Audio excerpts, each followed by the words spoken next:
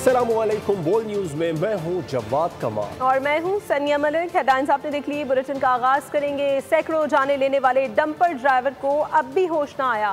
Race का जुनून सवार हो गया। कराची सुपर हाईवे पर ट्रैफिक हादसा कैसे रोनुमा हुआ, बच जाने वाले अफराद ने सब बता दिया। कहा कि दो डंपर्स में रेस लग रही थी, एक गाड़ी को हिट किया, बच्चे समेत 5 अफराद जख्मी हुए। पुलिस ने जिम्मेदार ड्राइवर्स को गिरफ्तार करने का दावा कर दिया है।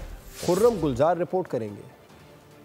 किसी की जान की परवाह ना ही चालान की कोई फिक्र है। शहर कायद में मौत बांटता है भी ट्रैफिक हथे से उखड़ गया। कराची में डंपर ड्राइवर ने तमाम हदें पार कर दी। गुलशन मेहमान ट्रैफिक हादसा कैसे रोनमा हुआ, सनसनीखेज इंकशाफात सामने आ गए। पिकनिक मनाकर आने वाली फैमिली को रेस लगाते 2 डंपर्स ने कुचल डाला। हादसे में बच्चे समेत 5 अफराद जख्मी हुए। एनी शाहिद जुनेद खौफनाक हादसे की आप बीती सुनाते हुए लरस गया। 2 ट्रॉले जो थे वो तेज स्पीड में आ रहे थे ना, और हम जैसे ही हमने यू टर्न किया तो एक ट्रॉले ने हमें पीछे से हिट किया।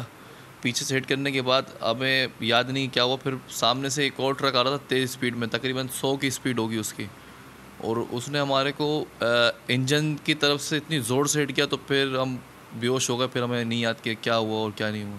टक्कर मारकर डंपर ड्राइवर हमेशा की तरह मौका वारदात से फरार हो गया। हादसे में बच जाने वाले खानदान के अफराद ने जख्मियों को अस्पताल मुंतकिल किया। हम लोग सारे भागते हुए, सबसे पहले मैं आगे गया तो मैं देखा जो हमारा दोस्त शीशे से बाहर निकल के गिरा था, उसका सर और डंपर का टायर उसके बिल्कुल पास था और वो बेहोश था। फिर हमने उसको उठा के फटाफट एम्बुलेंस को बुलाया, उसको डाला।